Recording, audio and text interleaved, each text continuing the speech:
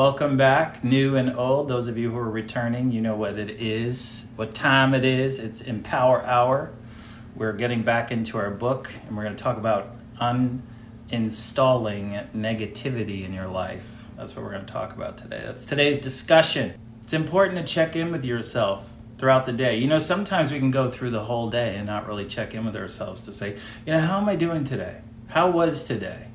Like, we don't really reflect on that, do we? We tend to just immediately hold and grasp on to those negative moments, per se, those really crazy things that occurred, something somebody said, right? Maybe in the line, you know, grabbing at the bank, you know, something so minute that you've held today, and you sort of missed all the great things that probably did happen while you were focused on that really small thing that unearthed you, that bugged you, perhaps.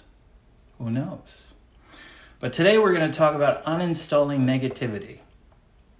Starts on page 231 of our book, Unstoppable Self-Confidence. As we continue, each week we do a chapter on chapter 10. So we've been at this for 10 weeks. And we still have 12 more chapters to go. But it starts out with this quote: "Do not allow negative thoughts into your mind, for they are the weeds that strangle confidence." Negativity. Just think about how much we think about that's negative. Think about when you turn on the TV. Think about when you flip through your TikTok. Think about when you think about something in the past. Is it rewarding? Does it make you feel good? Or does it sort of align with something that's negative? Something that brings you down? Something that maybe didn't feel so good?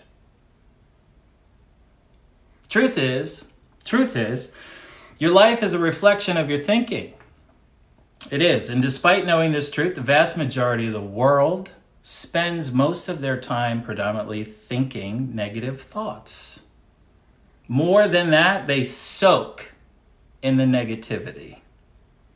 They focus on their problems instead of possibilities, on what's wrong instead of all the things they could be grateful for, on lack of abundance of their fears instead of their dreams. So how often do you spend your day thinking about what you're going to do next? What your next goal is? What your next step is going to be toward achieving that goal? Or how often do you just think about the stress of getting tasks done, chores done, things done, dinner cooked, checking these boxes in the day? How many of you check boxes? How many of you go through your day and just check a box? Like, when you get through your day and, you know, everybody's content, things are fed, you know, there was no like serious situation that occurred, and you're just like, whew, I got through the day. That's not living. That's not living. You see, that checklist is nothing more than just what you're responsible for, right? And when we think about work too, like, do you live to work or do you work to live? Like, what is your existence for? To serve the people in your home, to serve the coworkers in your building? Or is it to serve your purpose, to live your life, the one that you seek to create? So let's talk about that pressure that tends to fall us or make us lean towards those checklists, makes us lean towards a good day is when, you know, everybody behaves. How do we shift from that mentality to that other mentality about living your life and breathing every minute for who you want to be in life, not who others want you to be? And it could be as close as a spouse who just asks you to be a good spouse. Is that all I am? Is that all you are? Like, now that you're married, that the only thing that you could be good at is either be a mom, a dad, a parent, or Just a good spouse? Or is there more to life than just that? Because, I mean, we don't get married to avoid being lonely, because we all know that getting married or getting into a relationship because we're lonely only leads to disaster, ultimate disaster. It really does. When you have a strong desire to fill a hole of loneliness or something like that, and you chase that, the only thing you're going to do is create tensions. And then that person will probably run away, and then you're going to feel like you're unlovable and you're not beautiful. And that's not the case. It's because you're thinking that. It's because you thought that. It's because you are interpreting what's happening and channeling it through by somehow making you feel that you don't, or you're the problem. Like, you're missing some of the skills, which is not true. That's what your mind is telling you to think. That's what this terrorist between your ears, your ego, is telling you. Not the situation, not the situation at all, because negativity is a virus. It spreads almost uncontrollably from one person to another. All it takes is one person to pop on the news or whatever, shares something, and then all of a sudden the entire universe is aware of these dangers, these things that somehow we consider knowledge is power, and we say, "Oh, we got to hold on to that. You know, we could get scammed online. So now everything you do is a scam. Every time somebody comes at you, you think they're a scam. It changes your perception. It's no longer an event. It's a widespread issue type of thing, right? It spreads. As more and more people become infected, it becomes normal. So because everybody's talking about this, then I should too. You know? Who wants to be different? Who wants to be courageous, right? Even though it is anything but, just because most of the world does something insane, doesn't make it normal. But social media certainly makes things that go insane in the world pretty normal, don't they? Certainly does. I like this quote on page 232. He said, "As soon as you switch from awareness to expectation, you are infected with the negativity virus." So basically what he's saying is that you could become aware of these negative things out there. You could become aware that there's scams going on. You can become aware of these things. But you cannot always every day think that when you go to the newsstand that they're going to scam you, that everybody's out to get you. Because that's not living either. That's living in fear. You spend all of your energy trying to avoid these situations. And let me tell you something. When you think negatively, you manifest the negativity. When you think about these bad things happening, that tends to happen. Always, without fail. It's like Murphy's Law. Like Murphy's Law.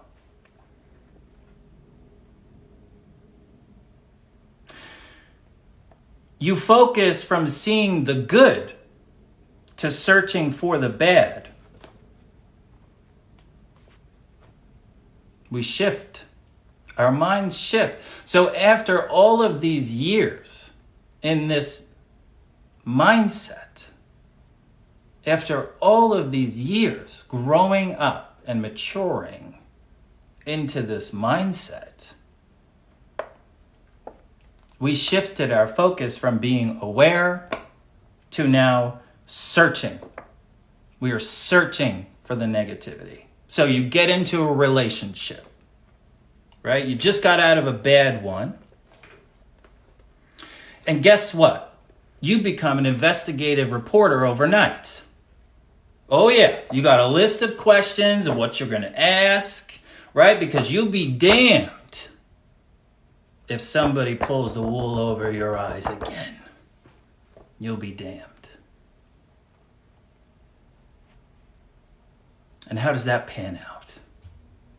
Well, the person feels they're under attack. I'm sorry, is this an interrogation or is this a first date? What is it? I'm confused. I'm confused. Because all I feel in that moment as the other person is your insecurity about what I might do to you, stopping me in my tracks somehow to protect you. In the name of protecting you, you've now made me feel this big, that I don't have decorum, that I don't respect people. Because you approached the situation, not that the experience was new, but you approached it with your past experiences that have burned and scarred you. Because you told yourself that you'll never let somebody do that to you again.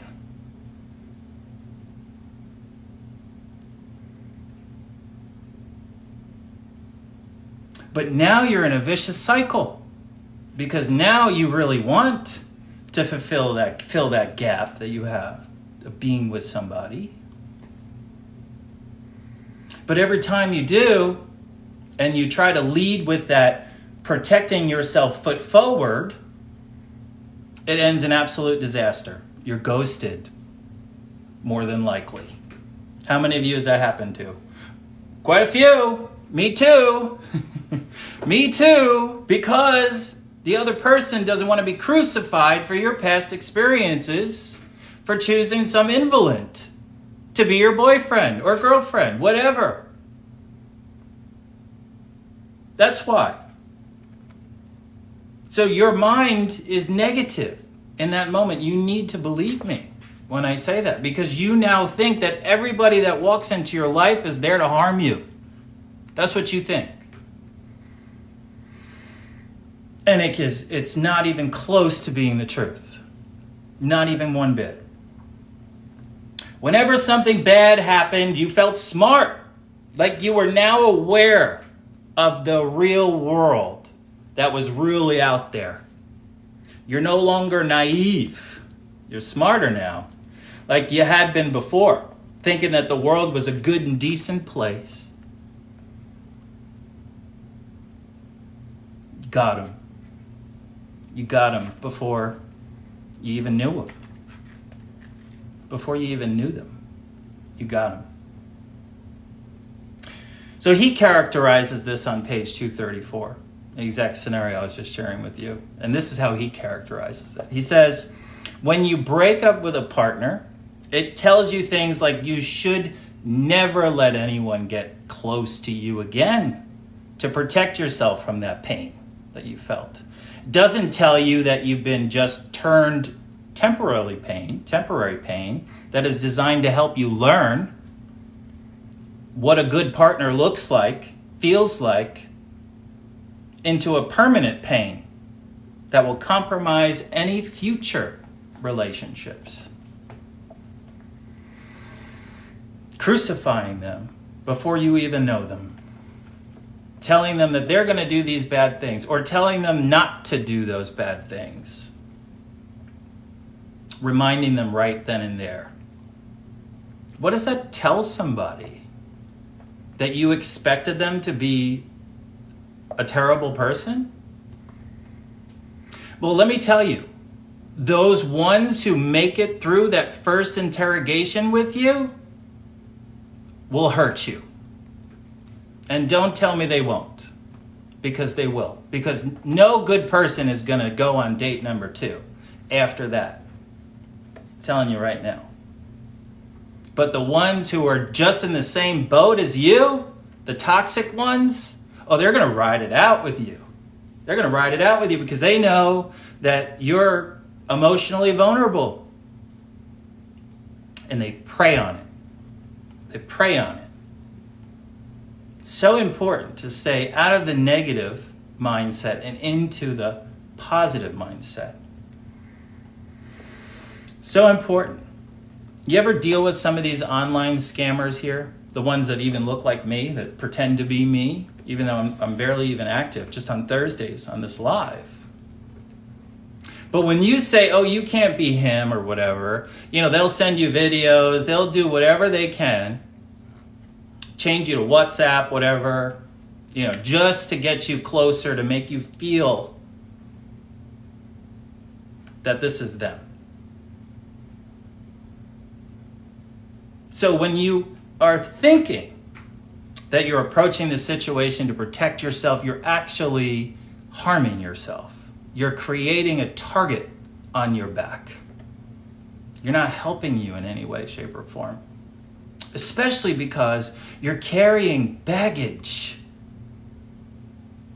A lot of it. Maybe not just one relationship's worth of baggage either. Maybe multiple. Why are you doing that? What for? Isn't it heavy? Aren't you tired? Some of you said you were tired. You're exhausted. You're overwhelmed. Why are you holding on to some of this stuff? Negativity doesn't help you avoid a bad outcome. It creates it. That's what it does.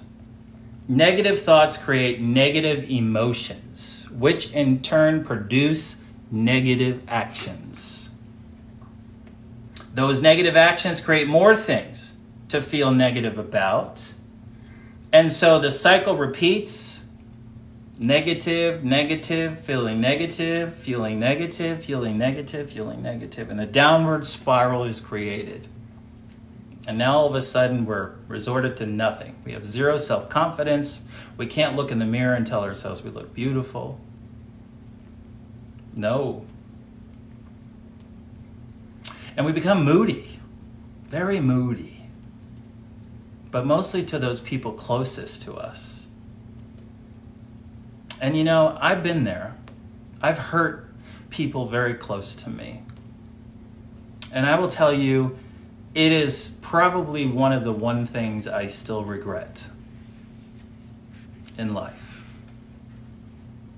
is not being able to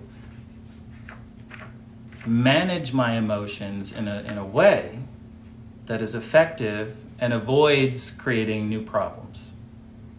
It's important to be honest with yourself. It is. So it's weighing down your journey. So on page 235, weighing down your journey. Well, every single negative thought, yes, every single negative thought comes with a cost. You may not immediately see the cost, but there is a cost. There's no free lunch, ever.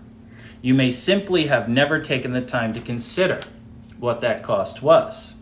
Well, I've given you a scenario about the relationship piece, right? Well, that's one example. But it shows up in many ways, many forms. He goes on to say, this pointless baggage, heavy baggage, is difficult to carry and it's uncomfortable. Very uncomfortable. The more baggage you pick up, the slower your journey is, and the less that you have energy to accomplish on your dream, of your dreams. That's just point blank. The more time you spend focusing on the negative and focusing on other people, the less time you have to build your empire, to be who you want to be, to feel fulfilled in life, loved, appreciated, that you're contributing to society and making a difference. You can't feel that if you're busy focusing on what happened at work today, what somebody said, what's going on in the world, what's the latest in the news. The more time you give to that, the less time you have for the other. It's just how it works. So take a few minutes, take a moment, think about baggage that you might be carrying around. Consider how much that baggage is useful to you and simply weighing it down. What are some examples of baggage that you might be carrying? What is some baggage?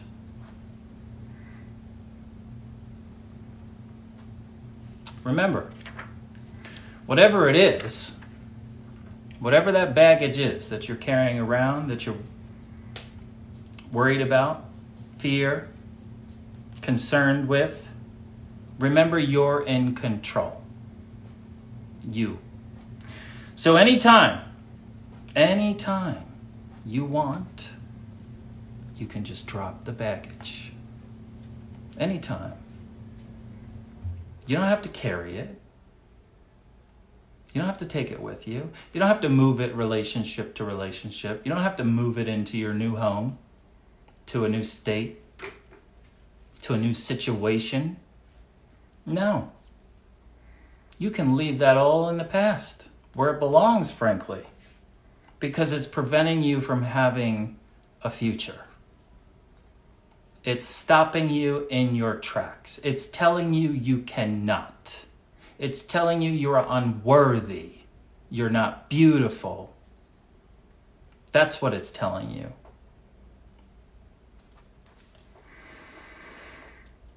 He goes on to say something very bad, a phenomena, occurs with all this negativity.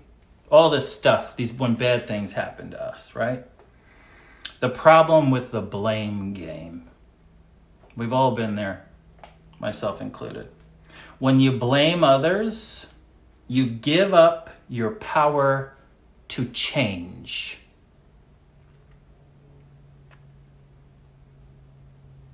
When you blame others, you give up your power to change. You do. Blame is incredibly seductive.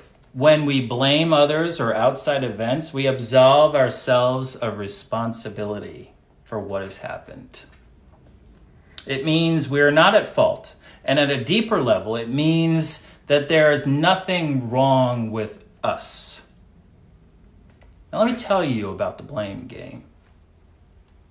Especially like when a relationship goes bad, it can be very salty. Very salty. But it takes two to tango, okay? It does. And in every situation, no matter how wronged you feel you were, we both play a role. Everyone party plays a role. Most people fear blame. They fear it. Fear being wrong. For the same reasons they fear mistakes. To make mistakes. Same reasons. They identify with the problem. So it becomes something they are not simply something they did. When you blame yourself, you then now are saying that, nope, you have nothing to learn because that's just who you are. It's who I am. That's self-blame, just so you know. I hate people that say that. It drives me insane. I'll be sitting there talking about life coaching appointments. We say, oh, and they'll just, that's who I am. Okay, so then why are we here? Do you want to change or you not want to change? Because those words, that's who I am, is just an admission of, it's who I am and I'm not going to do anything about it to change. Why? Don't you think highly of yourself? Don't you want to be able to say, no, that's not who I am and I should do better? Does that cross your mind, or is it just, it's who I am? Ooh. Next conversation. No. No, it's not who you are. You need to want to change. As soon as you decided somebody else is to blame, you've told yourself that there's nothing for you to learn. You know my profile. There's a sequence here. Situations occur, and then we need to reflect. We need to learn what we need to learn. We need to change. And only then will you grow. Only then will you say, it's who I am. I always reflect on every situation, and I always am driven to make sure that I don't make the same mistakes, that I'm not caught with my pants down, let's say. Situation that time did, but I'll be damned if it happens again, because I'm going to learn from this situation and I'm going to grow from it too. So the next time it happens, I'm prepared. Bingo. Right? So I wanted to read this here on page 239. He says, each time something happens in your life, no matter how good, bad, or indifferent it is, you face a choice. That choice is, who do I choose to be in this situation? How do I choose to respond to this situation? Every time you choose to respond in a way that aligns with your design of the best version of you, you win. It's that simple. You win. You empower yourself in that moment. You take the choice to grow and become stronger, better, and wiser. You extract the maximum value of every situation. But each time you don't choose this, each time you blame others for where you are and who you become in life, you lose. You lose. You lose your power to change. You disempower yourself from making new choices. You make yourself a victim of the situation and at the mercy of the situation at hand. One choice helps you, the other harms you. Erica Jong's quote, would you rather be right or happy? She says, no one to blame. That was why most people led lives they hated, with people they hated. How wonderful to have someone to blame. How wonderful to live with one's nemesis. You may be miserable, but you feel forever in the right. You may be fragmented, but you feel absolved of all the blame for it. Take your life in your own hands, and what happens? A terrible thing. There's no one to blame.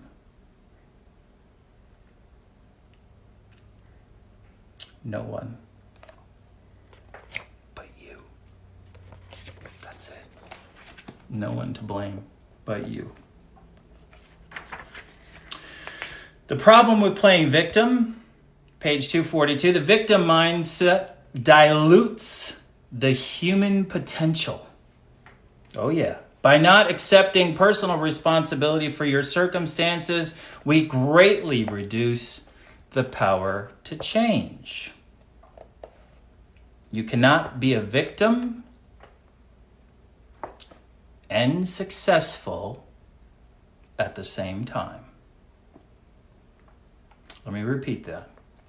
You cannot be a victim and be successful at the same time. They don't coexist. In fact, they fuel one another. They're the exact opposites, completely. So how do you overcome that feeling of powerlessness? I love this section so much. I'm just going to read it because I couldn't not highlight some of this. A lot of negative feelings really come from feeling powerless. Now, I resonated with this. This is why I'm reading it.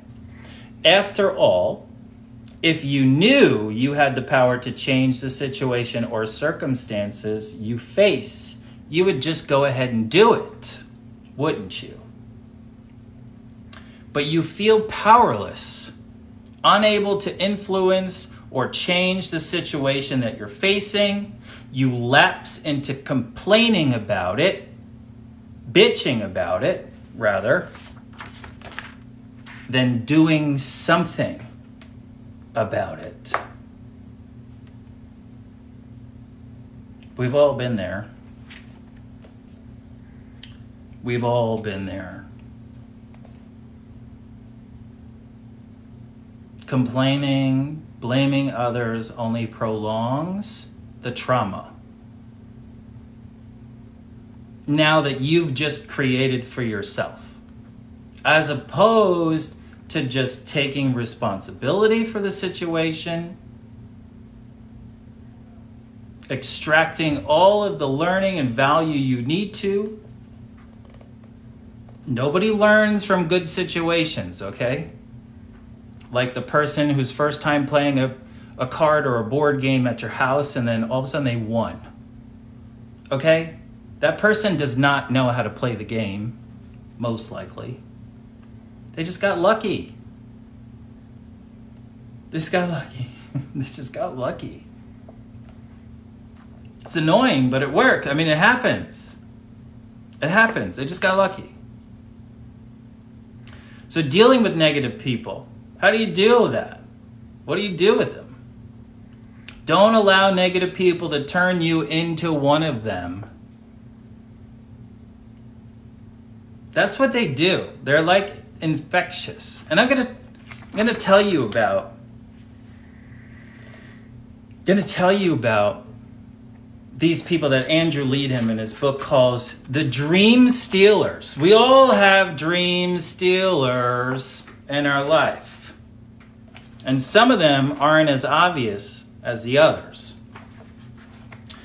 But they say, Ray Goforth says on page 247, there are two types of people who will tell you that you cannot make a difference in this world.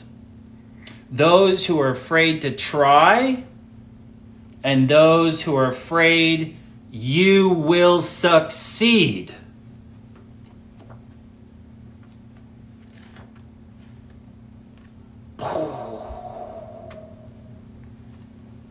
Two types. One of the most subtle and insidious ways in which people inject their negativity into others' lives is through something they call helpful advice.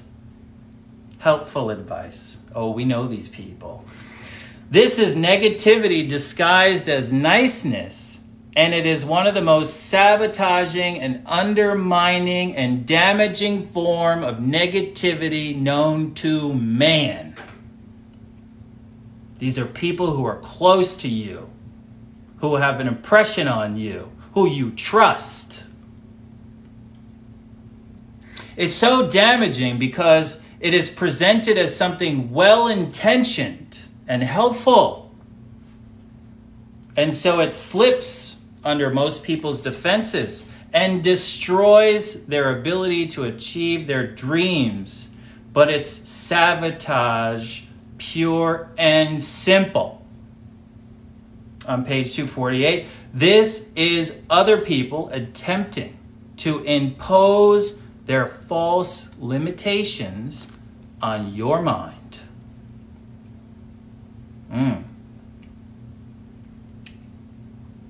Those who by accident or by design seek to keep you playing small and most often disguise this sabotage as being realistic or protecting you from some inevitable disappointment. I'm just trying to protect you. Come on, be realistic. You've all heard it. Those who seek to fill your mind with helpful words like helpful, helpful. You won't be able to do that. Come on, be realistic. That's very risky. What if it doesn't work out? You might lose some money. You've never done that before. That's new. And those comments nearly always come from people who have never achieved what you're seeking to do. So therefore, these people are not expert. They're not giving you wisdom. They are mere opinions from people with little to zero experience creating the success you desire. Oh yeah, it's coming. And the more you progress, the more sabotaging comments you will get. When you hear these comments, slow down and still your mind and ask yourself one simple question. Just one. Does this comment help me get any closer to my goal? Or does it work against me?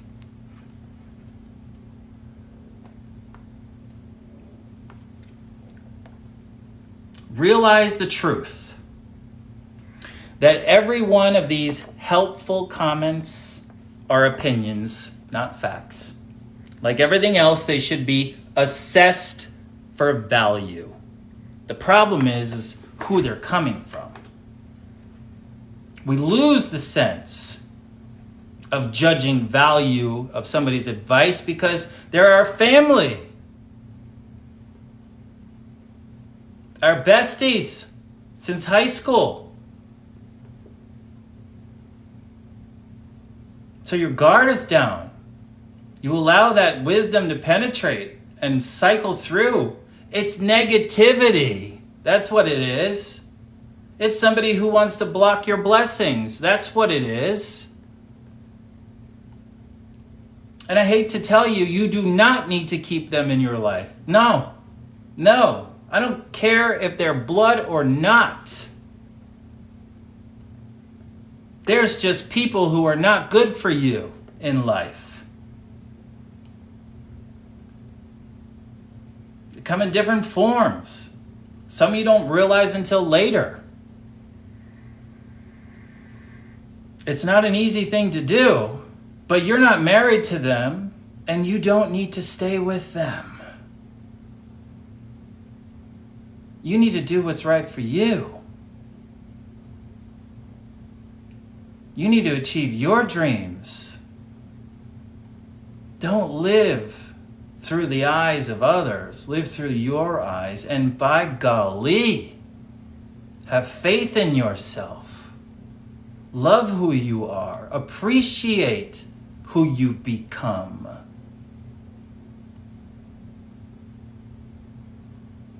Don't question yourself. Don't overthink. And when you do think, please don't let it be negative. There's enough negativity around here. When you turn on the TV, when you talk to a neighbor. You ever get caught up outside talking? Nothing is ever positive.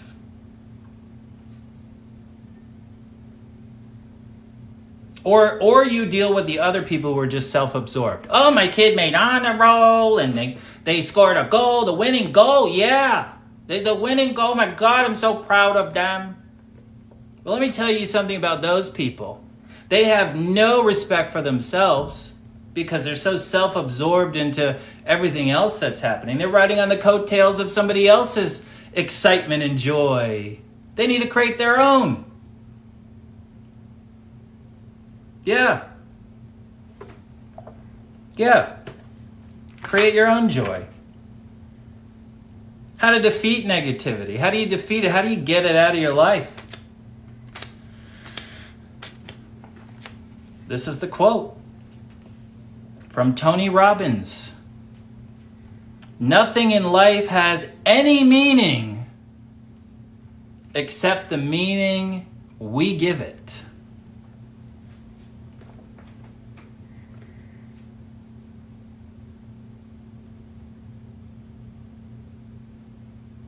If it was a bad time and it sucked and it was boring, then you know what? That's what it is. But it was boring, but you got some peace and quiet and relaxation, little TV. It's the same situation. Just one is negative and one is looking at it more positively. You can always extract joy in your life. You can. You just need to pay attention to it. And you need to stop saying that people should be doing that, or they're expected to because they're my coworker, or they have to tell me I look good today in this dress because they're my spouse. So now when people are even doing it, you're saying it's impure. So are you ever satisfied in life?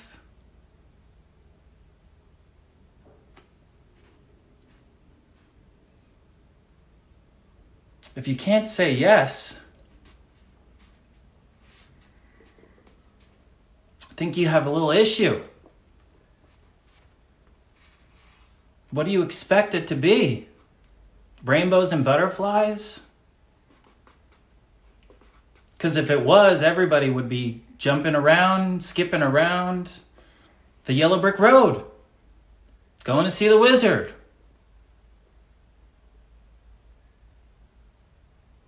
Life is tough.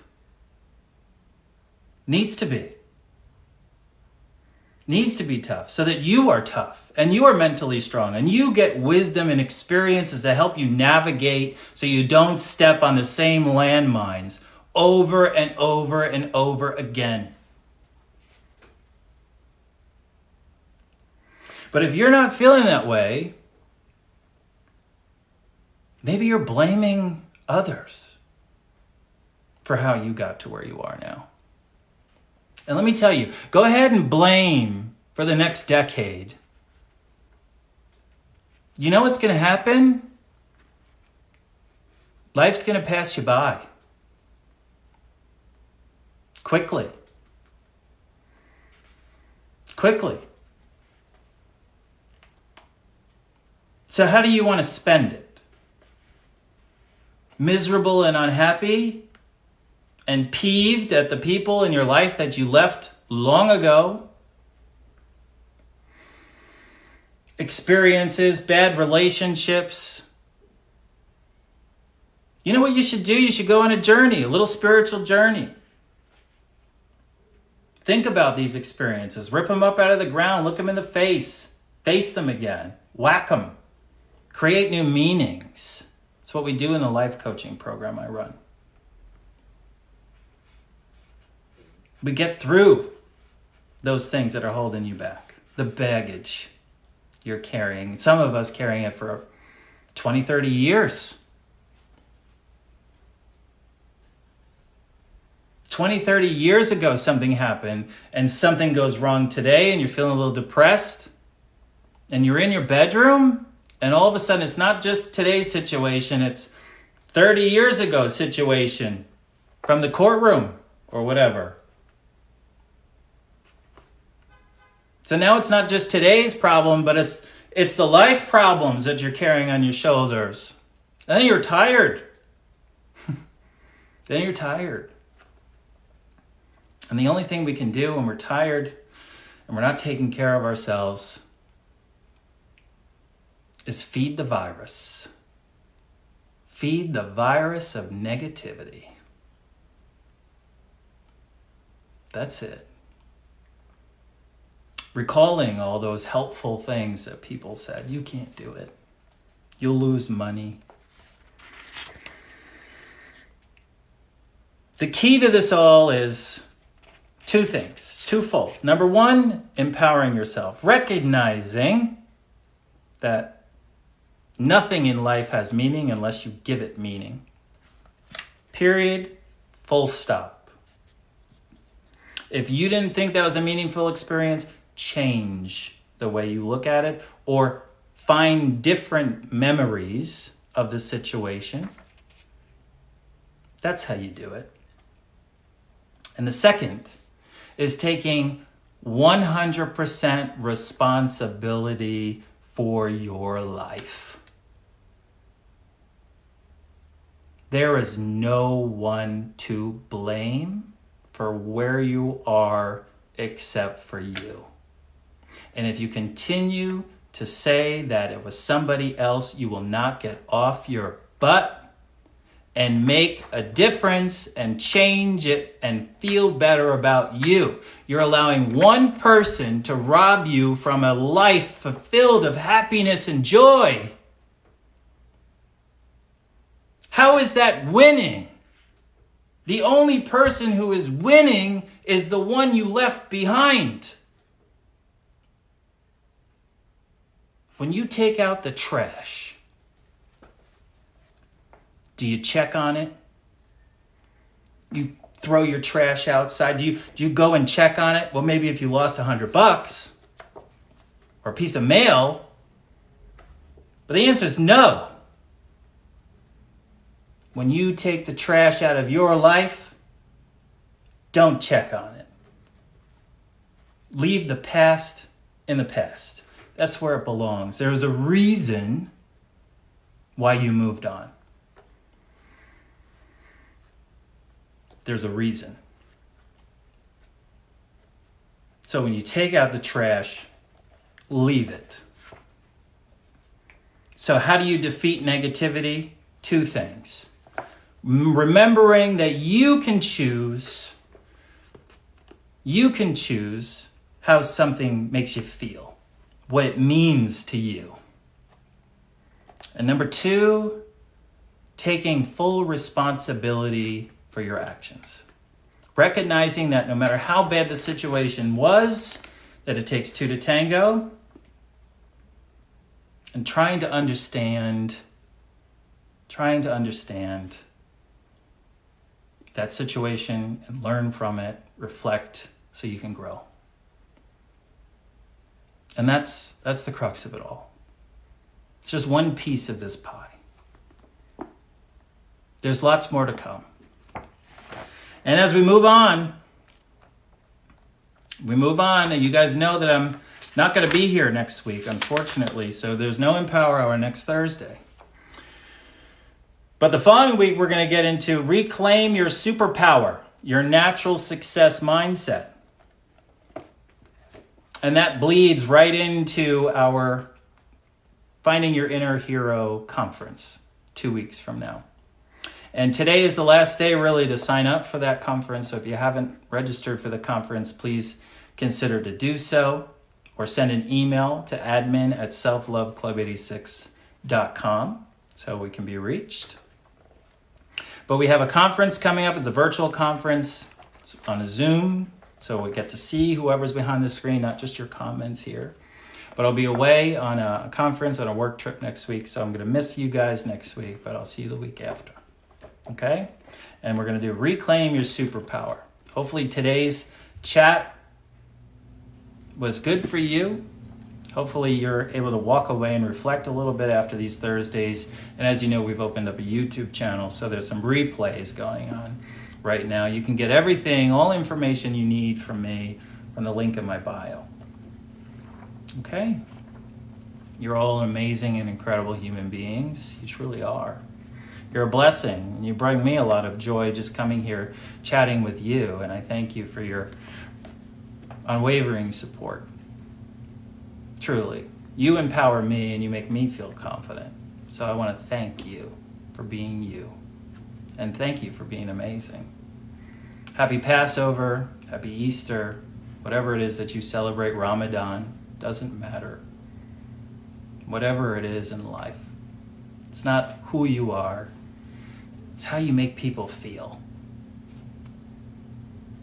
As long as you treat people with respect, give them good feeling, they'll remember you.